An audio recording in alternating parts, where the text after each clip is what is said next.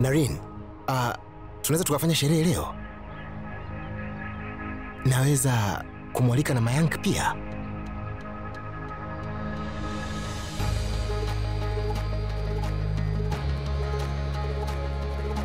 Simhitaji mtu yote chumbani kwangu. Tafadhali ondoka.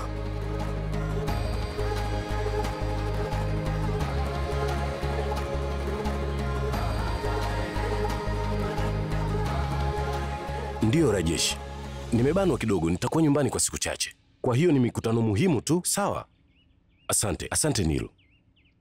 Vipi shemeji? Hauna haja ya kunishukuru mimi. Kwa hiyo, Su na wewe mmeacha kushiriki mambo na mimi hivi karibuni. Na maanisha Su alihitaji msaidizi lakini hata mkuniambia. Kuna nini shemeji? Wewe na kaka yako mnafanya kazi wakati wote. Sawa, niambie. Nikwambie nini? Unajua vizuri Su ni mjinga sana, na katika hii dunia kila mtu sio rafiki. Na maanisha ninaelewa ya kwamba huyu msichana ni yatima na hana mahali popote pale pa kuishi, lakini hiyo haimaanishi ya kwamba tulilazimika kumwajiri kama msaidizi. Usijali Nilma. Kama vile wafanyakazi wengine, Supriya amemchunguza vizuri Pooja. Samani. Sawa.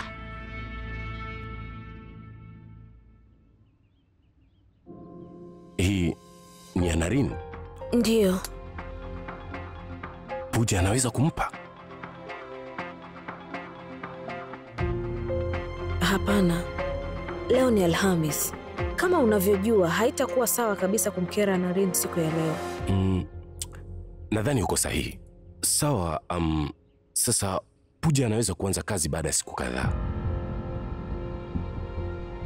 Sawa, hiyo itakuwa bora. So, nilikuwa nakutafuta.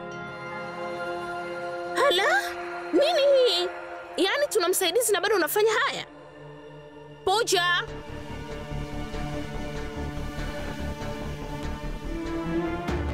Njoo hapa upesi, fanya haraka. Njoo hapa haraka. Njoo. Hii tray hapa unabidi upeleke chumbani kwa Naren.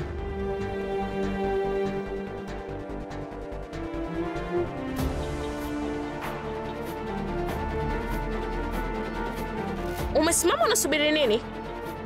Chukua hii tray na upeleke chumbani kwa Naren haraka.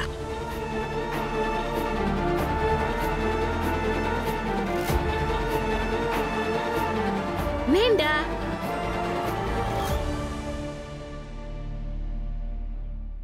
Nenda.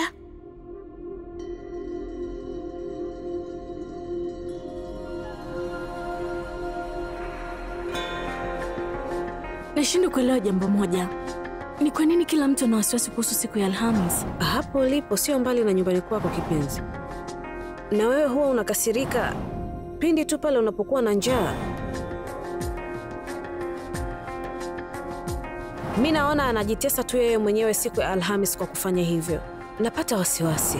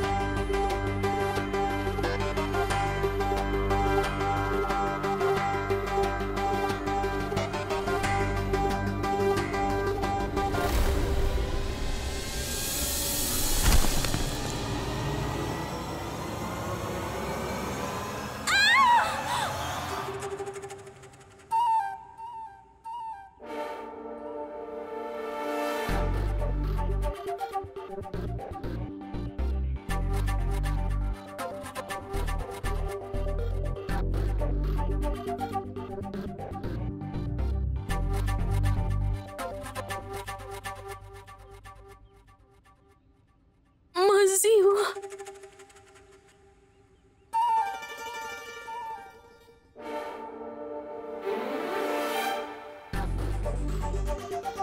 Wewe nani? Nani alikuruhusu ingie ndani? Mama! Mama! We mama! Huu ni utani gani mama?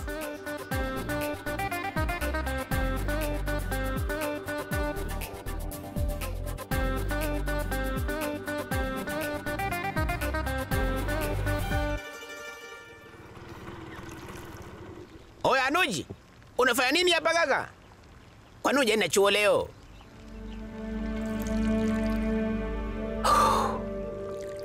Basi sawa, unaweza kukosa chuo mara moja kwa mwezi. Hivi inakuwaje mtu anataka kuhudhuria chuo, lakini kwa wakati huo inamlazimu naye pia aende akafanye kazi? Unazungumzia kuhusu Puja? Basi sawa, nitakuchangamsha. Twende. Mimi siendi popote. Usitaki kuniambia hiyo hapana ndio jibu lako. Nyanyuka bwana, twende. Hiyo haina haja mama. Nimesema sitaki mtu yote aingie chumbani kwangu hasa siku ya leo. Nimesema sitaki. Naren mwanangu, mimi ndo nilimtuma chumbani kwako. Na leo ndo kwanza ni siku yake ya kwanza. Atachukua muda kidogo kuweza kuelewa. Hivyo mvumilie. Lakini hiyo wala haina haja mama. Sitaki mtu yote aingie chumbani kwangu na ndio nimemaliza. Sawa najua. Lakini tafadhali nisikilize japo mara moja. Nakuomba.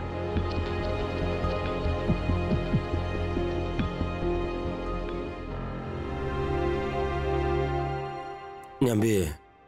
Sikiliza mwanangu. Siku hizi baba yako amekuwa akienda nje ya nchi kwa ajili ya safari zake za kibiashara. Yeye ameshakuwa mzee. Hivyo siwezi kumwacha peke yake katika hali kama hii. Wakati ninapokuwa sipo nyumbani, ni lazima kuwepo na mtu wa kumwangalia.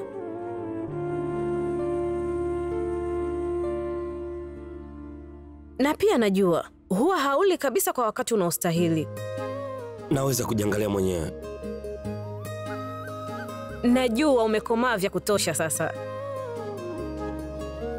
Kuwa na wasiwasi juu yako ni lazima. Mbali na hilo, kuna kazi nyingi sana hapa nyumbani. Nawezaje kusimamia kila kitu peke yangu?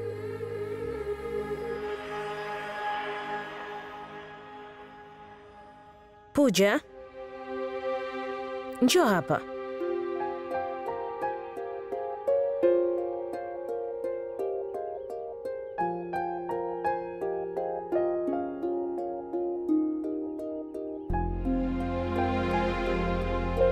Naren, huyu ni Puja.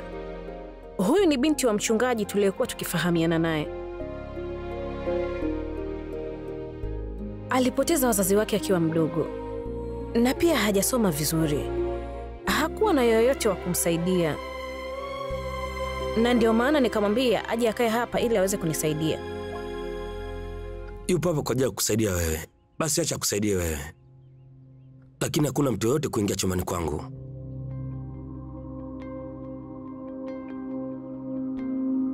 Kama huna muda kwa ajili yangu,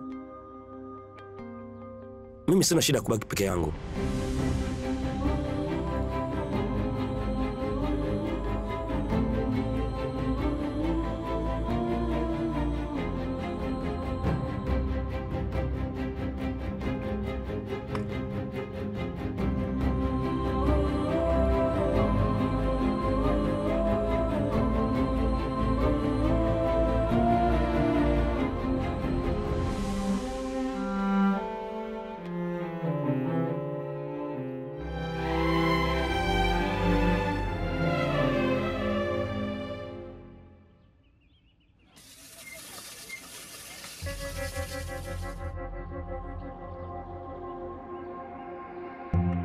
Sijui Anuji yuko wapi.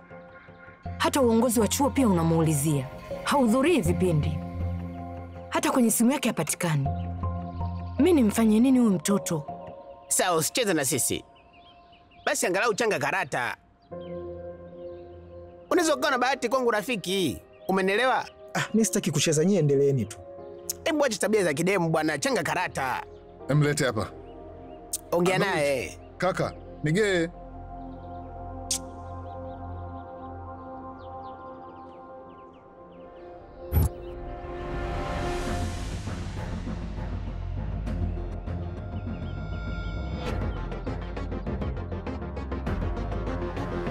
Anuj, kwa hiyo umeshaanza kuniongopea eh?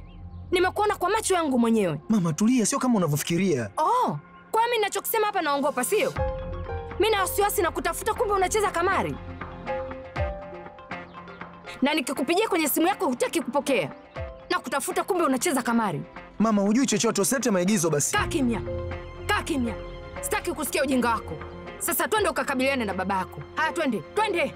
Mungu wangu jamani. Siamini kabisa hili. Umewahi fanya kazi kabla ya hapa? Hapana. Unatokea wapi? Natokea huko Dehradun. Na mshahara wako ukoje?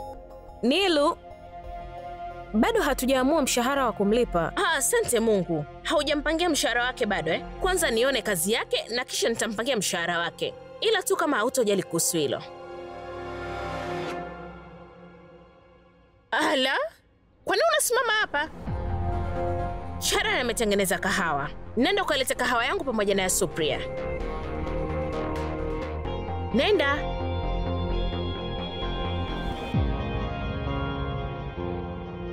Kwani imekuwaje Niru? Ingawaje wewe ni dada yangu, ila unafanya kama haunijui, basi nitalazimika kuwa rasmi kwako. Kwa mfano, ulihitaji msaidizi, lakini hata kuniambia chochote. Namaanisha najua ya kwamba siwezi kukusaidia kule jikoni. Lakini bado ungeweza kuniambia walau mara moja. Ningeweza kukusaidia upate msaidizi bora. Lakini nafikiria hauna imani kabisa na mimi. Hata hivyo, kwa kuwa tayari umeshamwajiri, wacha tu nikuonye Su. Katika ulimwengu huu wa leo, hatuwezi kumwamini mtu yeyote bila kumjua. Tena baada ya kuona matendo ya Naren leo, nahisi huyu msichana ataacha kazi baada ya siku chache. Uliniambia anatokea wapi? Ulisemaje tena?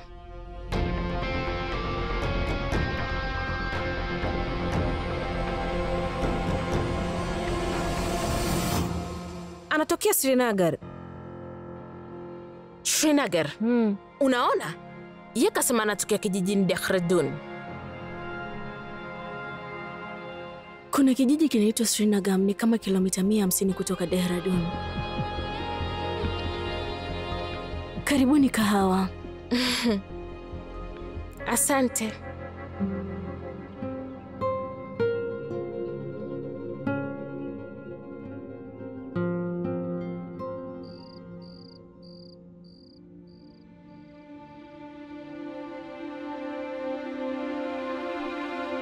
Nilikuwa nadhani itakuwa vizuri kama tutamrudisha Pooja Dehradun kwa siku chache kwanza, kwa sababu Nilma anayafuatilia sana maisha yake. Sitaki kumfanyia mambo yakawa magumu. Supriya, ni kwa nini usiniambie? Umeogopa baada ya kuona matendo ya Naren leo? Lakini siku ya leo huwa tu anakasirika. Hani hata fundo la maji siku ya Alhamis. Nitampelekea chakula cha jioni. Hapana. Ni Pooja tu ambaye atampelekea Naren chakula. Lakini hapana wewe... Supriya. Ili kupata rafiki mpya, itakubidi urudi nyuma kidogo. Na unajua Wasi, tuna muda wa miezi 3 tu. Ndio maana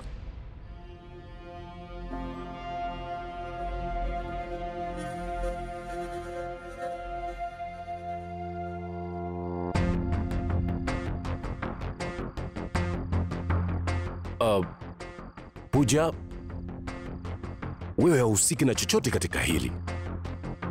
Wewe zingatia tu kusudio lililokuleta. Na kushughulika na Naren ni jinsi utakavyo wewe. Unaweza kuendelea. Na hii ruksa inatoka kwangu. Itakuwaje kama Naren akikasirika tena na mimi nikaishia kusema maneno mabaya kwako?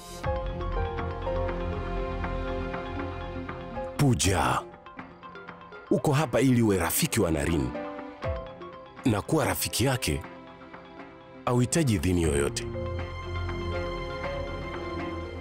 Bibie, iki hapa chakula cha Naren.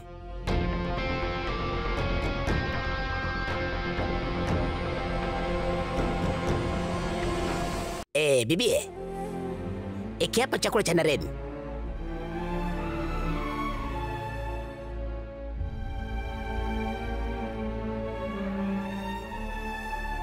Pooja,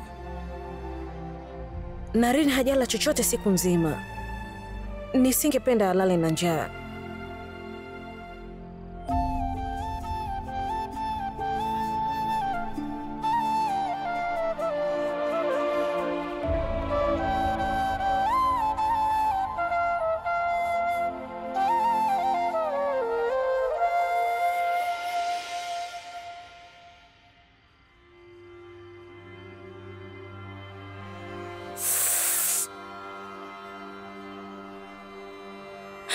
Mungu wangu, yani huku kunatisha sana. Inaonekana ni eneo la hatari.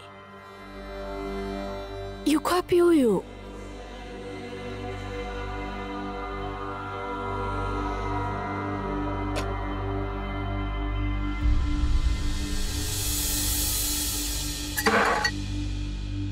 Ni wewe mama? Nani? Mama. Samahani mama. Najua kwamba sikutakiwa kukuvunjia heshima, lakini huwa sipendi mtoto anapoingia chumbani kwangu isipokuwa wewe. Na pia ningependa kuomba msamaha sana. Nimeweka shilingi milioni 2 kwenye meza. Hiyo ndio faida yangu niliyopata mama. Naomba mtafutie yule binti yatima anachotaka. Tafadhali mama.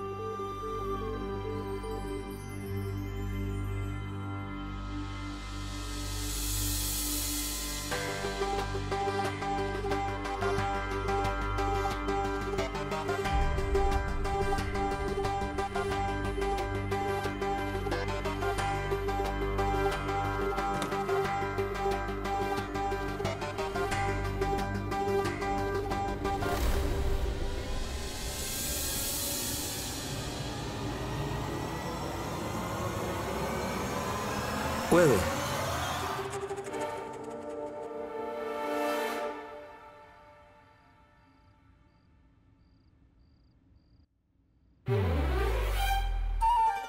Wewe nikakwambia uje chumbani kwangu. Tafadhali ondoka hapa ndani. Aya, chukua hizo pesa hapo na uondoke. Nashukuru kwa kunisaidia pesa. Kamwe hauwezi kunikimbia kwa kunipa hizo pesa zako. Natarajia kwamba na utaniheshimu pia.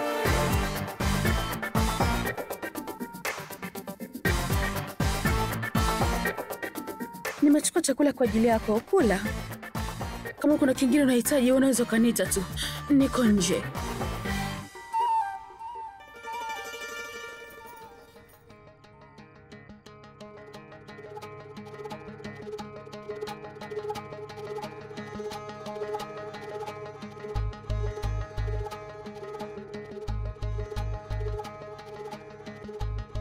Wengine hugundua majibu ya matatizo yao kwenye maandiko, wakati wengine hupata majibu kwenye sala za asubuhi. Kila tatizo linaweza kushughulikiwa ukiwa pamoja nasi.